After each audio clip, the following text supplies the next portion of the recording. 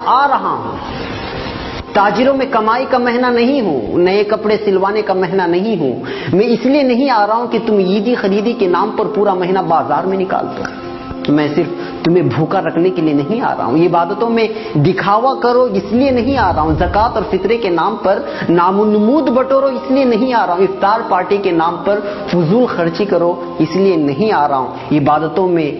دکھاوا کرو اس لیے نہیں آ رہا ہوں،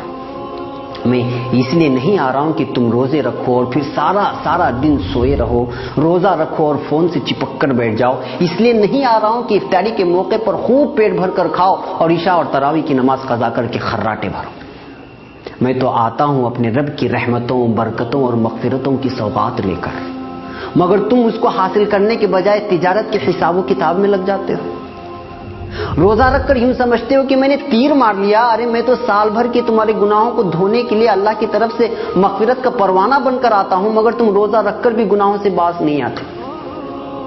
نوجوانوں، ناجائز عشق رمضان سے پہلے بھی ناجائز اور اب بھی، مگر تم تو رمضان میں کچھ کام نہ ہونے کا بہانہ بنا کر سارا دن موبائل پر عشق بازی کرتے رہ جاتے ہو،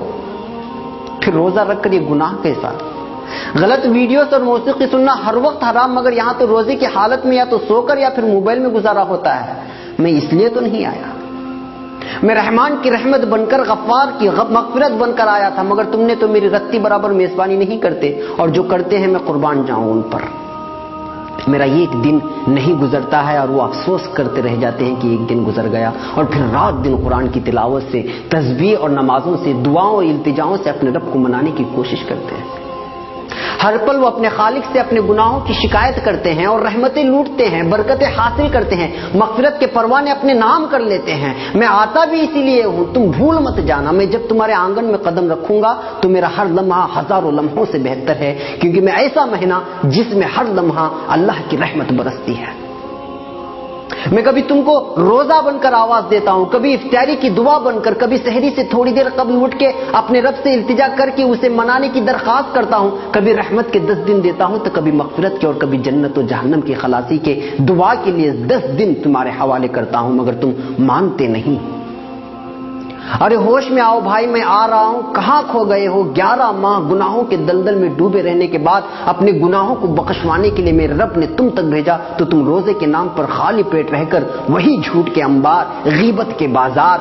بات پر تکرار، عید خرید کے نام پر بیوی سے انبن، پڑوسی سے تعلقی، ارے ہوش میں آؤ، اگر میں چلا گیا تو موقع ہاتھ سے چلا جائے گا اور لوٹنے کے لیے 11 مہینے لگ جائیں گے اور زندگی کا کوئی بھروسہ بھی نہیں کہ اگلے رمضان تک تمہاری سانس چلے کہ نہ چلے۔ پاگل نہ بن، تیاری کر، میری میزبانی کی اور میری مہمانی کی، دل سے کر، خلوص سے کر، دکھاوا میرے رب کو منظور نہیں، جو بھی کر تنہائی میں اٹھ کر اللہ سے التجا کرتے ہوئے کر، ابھی سے مانگنا شروع کر، کیونکہ نیک اعمال کا کرنا بھی اللہ کی توفیق سے ہوتا ہے۔ میری میزبانی کا مطلب یہ نہیں کہ گھر میں کھجور اور افطاری اور سحری کا راشن جمع کر لے، میری میزبانی کا مطلب ہے نماز، تراویح، تلاوت قرآن، گناہوں سے اجتناب، جھوٹ، غیبت، فحاشی، ناجائز عشق بازی اور بازاروں کی زینت بننے سے خود بھی بچنا اور گھر کی خواتین کو بھی اس سے باز رکھنا۔